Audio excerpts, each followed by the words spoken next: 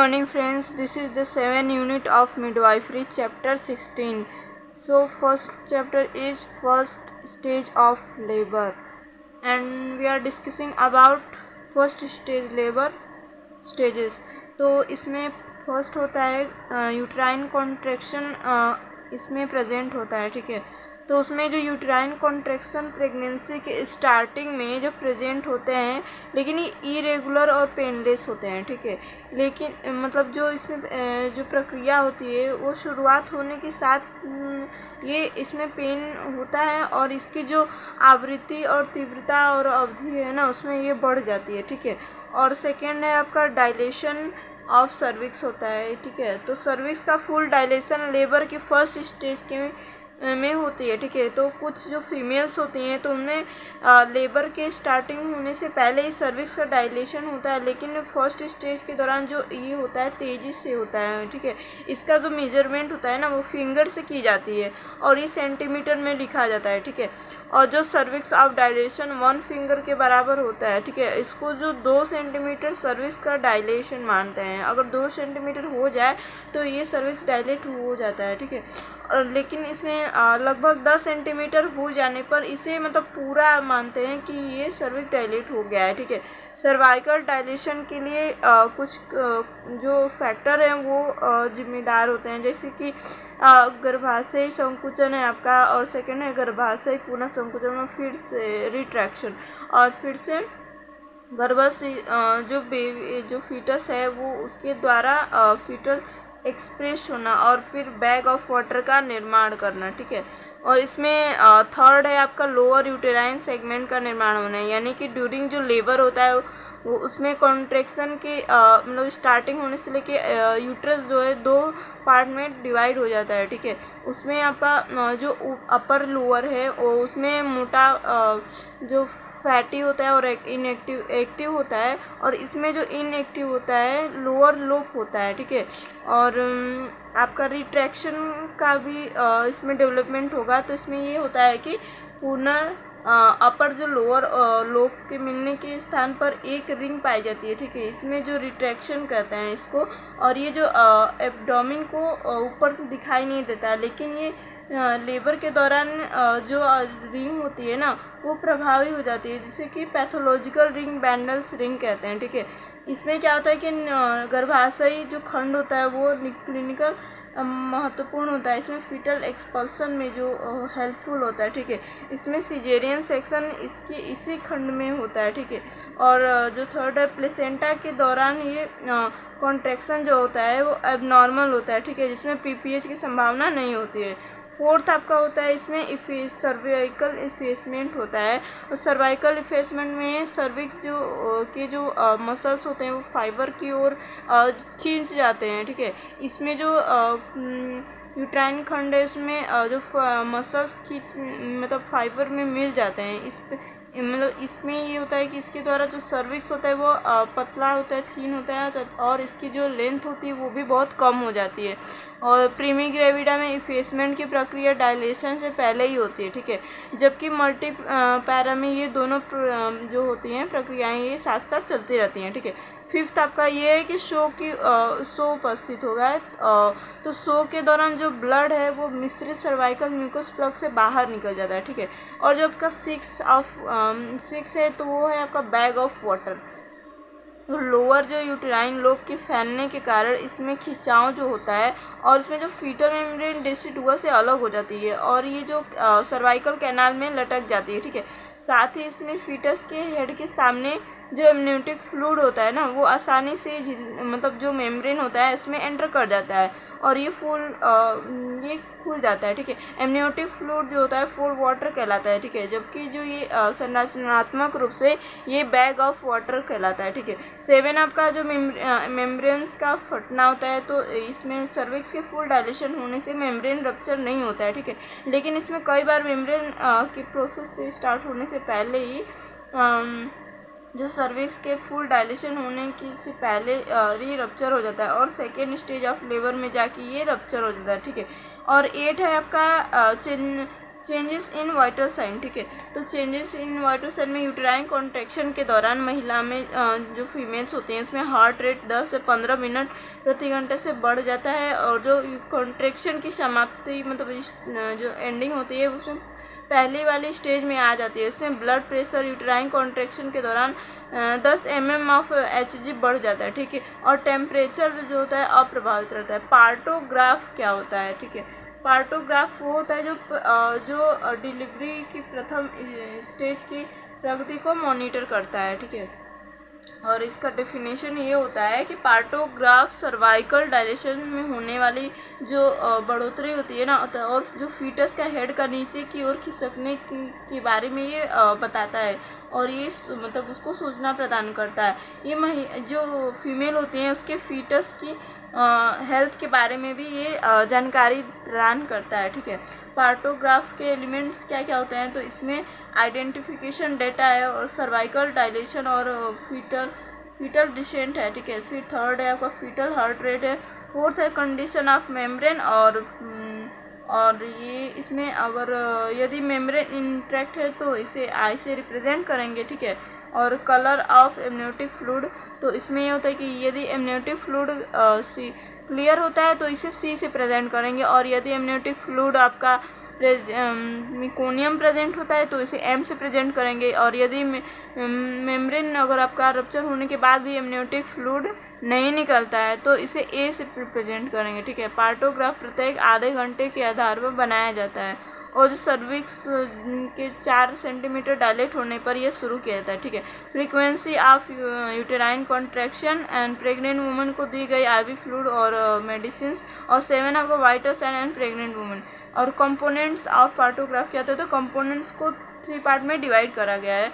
तो फर्स्ट ये है कि फीटस की जो कंडीशन होती है उसका आकलन करने के लिए होता है, तो इसमें फीटस का हार्ट रेट और एमनियोटिक फ्लूइड की मात्रा और उसके रंग के बारे में जानकारी दिया जाता है, ठीक है। और सेकंड जो है कि वो लेबर की प्रगति के बारे में सूचना देने वाले तत्व होते हैं। इसमें क्या होता है कि सर्विस का डायलेशन और डिसेंट ऑफ द फीटस तथा प्रत्येक जो 10 मिनट में आने वाला यूट्राइन कॉन्ट्रैक्शन है उसमें इसकी संख्या को शामिल करता है। और सी ये है कि मदर की कंडीशन के बारे में भी ये सूचना देता है, ठीक है। मदर को दी गई मेडिसिन और जो आईवी फ्लूइड होता है आपका वाइटल साइन और के बारे में भी ये जानकारी प्रदान करता है, ठीक है।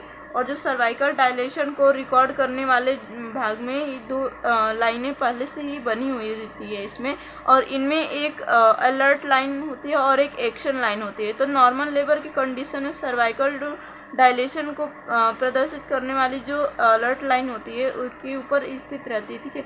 यदि ये जो अलर्ट लाइन और एक्शन लाइन के मतलब बीच में जो रहती है तो ये एबनॉर्मलिटीज़ को मतलब प्रेजेंट करता है, ठीक है। और इसमें सर्वाइकल डायलेशन को ये मतलब रिप्रेजेंट करता है, और इसमें एक्शन लाइन के जो राइट और स्थित होता है, ठीक है। यह कंडीशन जो है इंडक्ट लेबर यानी कि सेकेंड सेजेरियन सेक्शन की ओर की जाती है, ठीक है। पार्टोग्राफ के मतलब पर्पस क्या होते हैं कि ये जल्दी से लेबर की और एबनॉर्मल कंडीशन का पता लगाता है, ठीक है। और मदर और फीटस में जो जो प्रॉब्लम्स होते हैं तो उनको पता लगाने के लिए हेल्प करता है, ठीक है। और एबनॉर्मल कंडीशन वाली जो फीमेल्स होते हैं उनमें आपका उनको रेफ़र करने के लिए और जब नीडेड हो तो इंक्लूड लेबर करने के लिए सिजेरियन सेक्शन करने के लिए भी मतलब ये हेल्पफुल होता है। अब स्टेशन क्या होता है? स्टेशन वो होता है कि जो फीटस के सिर की पेल्विक में स्थित स्टेशन कहलाता है, ठीक है। और ये फीटस का जो हेड होता है ना प्रेजेंटिंग पार्ट इस्चियल स्पाइन के लेबर पर होता है, ठीक है। इसे 0 स्टार्टिंग के रूप में देखा जाता है। प्रेजेंटिंग पार्ट का इस्चियल स्पाइन जो होता है सिर से खिसकने की दर पे ये मतलब जब ये नीचे खिसकता है तो इसको +1 +2 +3 +4 और +5 से प्रेजेंट करते हैं। स्टेशन के रूप में इसे लिखा जाता है, ठीक है। और इसके ठीक अपोजिट साइड में अगर ये ऊपर की ओर अगर बढ़ रहा है मतलब इसका कॉन्ट्रैक्शन तो कह सकते हैं तो उसको -1 -2 -3 -4 और -5 के रूप में लिखा जाता है, ठीक है। और पार्टोग्राफ जब हम लोग स्टार्ट करते हैं तो उस टाइम बर्थ अटेंडेंट को क्या क्या ध्यान देने वाली बातें क्या क्या होती हैं वो मैं आपको बता रही हूँ। तो इसमें 4 सेंटीमीटर सर्विक्स का डायलेशन जब होता है होने पर पार्टोग्राफ बनाना स्टार्ट करना चाहिए, ठीक है। और पार्टोग्राफ पर सबसे पहले जो फीमेल होते हैं उसका आइडेंटिफिकेशन और पैरिटी स्टार्ट आदि या उनके आइडेंटिफिकेशन डेटा के साथ उनके साथ भरना चाहिए, ठीक है। और जो बर्थ अटेंडेंट होती है उनको ध्यान में रखना चाहिए कि पार्टोग्राफ केवल लेबर प्रोसेस के बारे में ही जानकारी प्रोवाइड करता है, ठीक है। और कोई रिस्क फैक्टर जो प्रेजेंट हो तो उसमें पार्टोग्राफ को इसके बारे में कोई भी जानकारी प्रोवाइड नहीं करता है, ठीक है। और जो आपका पार्टोग्राफ है उनमें कोई भी जानकारी सावधानीपूर्वक भरना चाहिए, ठीक है। और इसमें क्या है, पार्टोग्राफ के कुछ फ़ायदे होते हैं, ठीक है। तो पार्टोग्राफ के फ़ायदे ये होते हैं कि लेबर प्रोसेस की प्रगति को, फीटस के प्रेजेंटिंग वुमेन की कंडीशन के बारे में ये बताता है, जैसे मैंने आपको बताया था। पार्टोग्राफ प्रोलॉन्ग लेबर तथा सिजेरियन सेक्शन की मतलब कंडीशन को कम कर सकता है, ठीक है। अलर्ट लाइन और एक्शन लाइन जो सर्वाइकल डायलेशन को बताते हैं, और साथ ही सिजेरियन सेक्शन और रेफर की नीड के बारे में भी ये बताता है पार्टोग्राफ, ठीक है। पार्टोग्राफ में मैटरनल मोर्टेलिटी और मैटरनल मॉर्बिडिटी और फीटल मोर्टेलिटी और फीटल मॉर्बिडिटी को मतलब सहायता करता है, ठीक है। और management of first stage of labour में ये होता है कि लेबर पेन के मतलब इनको सेफली रूप से मतलब पूरा हो जाने के लिए प्रेग्नेंट वुमेन को नीडली फिजिकल एग्जामिनेशन और साइकोलॉजिकल सपोर्ट प्रोवाइड किए जाते हैं, ठीक है। तो पर्पज ऑफ मैनेजमेंट ये होता है कि मतलब जो फीमेल होते हैं उनमें सेफली और हेल्दी बेबी का बर्थ हो, ठीक है। और जो फीमेल होती हैं उनमें जीवित और मतलब हेल्दी बेबी के जन्म के लिए सुनिश्चित करना चाहिए, ठीक है।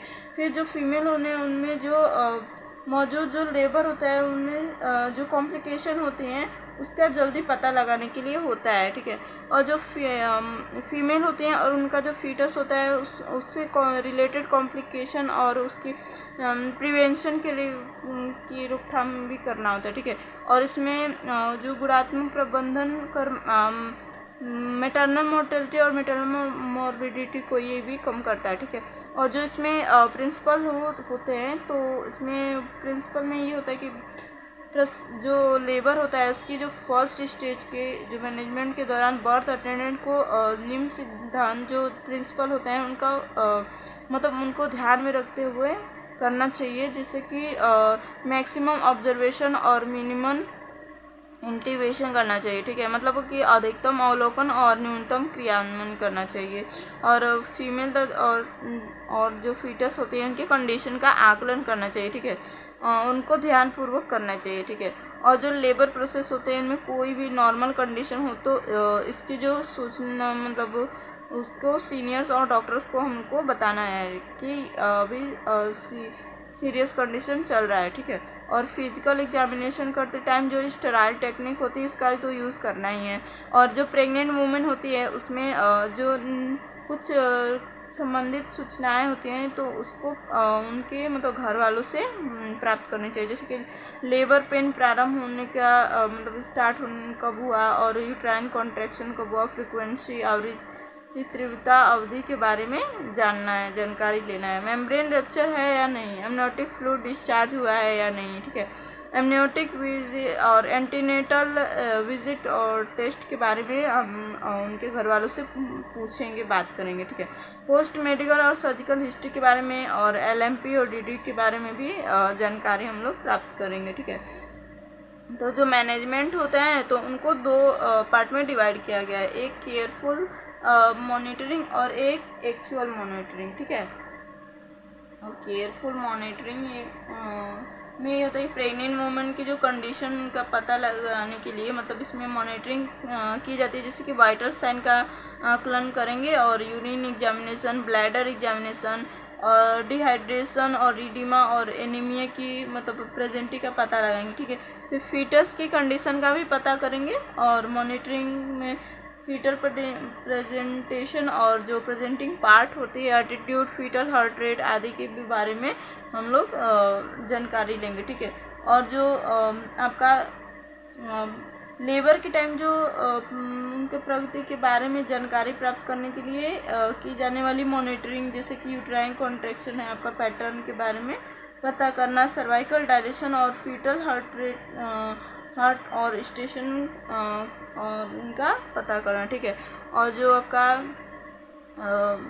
जो लेबर के फर्स्ट स्टेज के दौरान जो वजाइनल एग्जामिनेशन होता है, तो उसमें ये होता है कि फर्स्ट स्टेज ऑफ लेबर के दौरान प्रेग्नेंट वुमेन में कुछ महत्वपूर्ण वजाइनल एग्जामिनेशन करते हैं, जैसे कि मेम्ब्रेन की कंडीशन का पता करेंगे, ठीक है, कि मेम्ब्रेन रप्चर है या नहीं, ठीक है। और इसमें कि लेबर की प्रगति को मॉनिटर करने के लिए और सर्वाइकल जो आपका इफेसमेंट, डायलेशन और इफेसमेंट का होता है, उसका पता लगाने के लिए फीटस का जो प्रेजेंटिंग पार्ट है, प्रेजेंटेशन है, स्टेशन है, उसके बारे में पता करेंगे, ठीक है।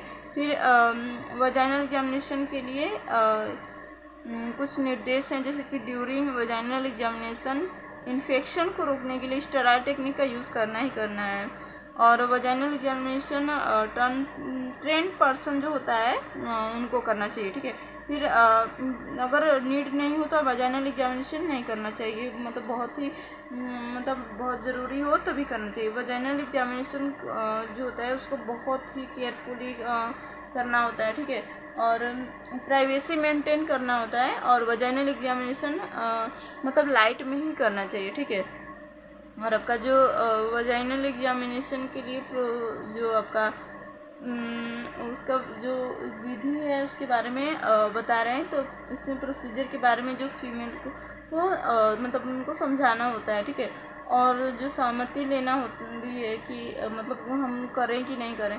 और प्रोसीजर करने से पहले सभी जो स्टेरॉइड टेक्निक है उनका यूज करना है, और फीमेल को बेड के पास ही रख देना है, ठीक है। जो भी इंस्ट्रूमेंट वगैरह है उनको फीमेल्स के पास ही रखना है। प्रोसीजर के लिए कुछ उनके उपकरण हैं जो कि निम्न हैं, जैसे कि एंटीसेप्टिक, सेलाइन कॉटन ग्लव्स है आपका, पेरिनियल पैड है, वजाइनल स्पेकुलम है, और एंटीरियर वजाइनल वॉल है, रिट्रैक्शन किडनी ट्रे और पेपर बैग है आपका, पेन है, और इंफॉर्मेशन शॉर्ट्स ऑफ इटसी, ठीक है। फिर सबसे पहले कि फीमेल को अच्छी तरह से हाथ धोना चाहिए और उसके बाद ग्लव्स लगाना है, ठीक है। फिर वुमेन को ब्लैडर को खाली करने के लिए कहना है। फिर फीमेल को लिथोटॉमी पोजीशन में लिटाना है, ठीक है। फिर एंटीसेप्टिक सॉल्यूशन और वल्वा और पेरिनियम को साफ किया जाता है, ठीक है। फिर पहले वल्वा को साफ करते हैं और फिर बाद में लेबिया मेनोरा और अंत में लेबिया मेजोरा और अंत में लेबिया माइनोरा को करते हैं। फिर एक कॉटन स्वेप लेते हैं और एक ही बार में उसको यूज करना है, बार बार उसको नहीं करना है, ठीक है। अब जो एक लेफ्ट हैंड से थंब और उसके पास वाली जो फिंगर होती है उससे लेबिया को मतलब अलग करना है। इसके बाद जो राइट हैंड आपका है वो इंडेक्स और जो मिडिल फिंगर है उसको सावधानीपूर्वक मतलब वजाइना में इंसर्ट करना है, ठीक है। फिर जो फिंगर की जो बाहर की तरफ होती है उनको निकालने के लिए जब तक ये आवश्यक जानकारी मतलब ना मिल जाए अंदर का, तब तक हमको फिंगर को बार बार डालने से इन्फेक्शन की भी संभावना रहती है, यानी कि हमको बार बार बाहर अंदर नहीं करना है। और वजाइनल एग्जामिनेशन के टाइम पे कुछ जो जानकारियाँ हमको प्राप्त होती हैं वो है कि सर्वाइकल डायलेशन और फेसमेंट के बारे में जानकारी मिलती है, ठीक है। फिर मेम्ब्रेन की कंडीशन के बारे में भी पता चल जाता है, ठीक है। और झिल्लियों के बारे में मतलब मेम्ब्रेन की स्थिति के बारे में पता चलता है कि वो मेम्ब्रेन फटती हैं कि नहीं फटती हैं, ठीक है। और फिर जो फीटस होते हैं उसके सिर और पेल्विक की कैविटी में इंगेज होने और हुए हैं कि नहीं, इसके बारे में हमको पता चलता है। और जो फीटस का प्रेजेंटेशन और उनके बारे में पता चलता है। और जो फीटस होते हैं उसमें मोल्डिंग के बारे में भी पता चल जाता है। और जो कॉम्प्लिकेशन होती हैं, ठीक है, कॉर्ड प्रोलैप्स वगैरह वगैरह, उसके बारे में भी वजाइनल एग्जामिनेशन के बारे में जानकारी मिल जाती है, ठीक है। और जो एक्चुअल केयर होता है आपका वो ड्यूरिंग लेबर जो प्रेग्नेंट वुमेन होती हैं तो उन्हें एंजाइटी और फियर को कम करने के लिए साइकोलॉजिकल सपोर्ट देते हैं, ठीक है।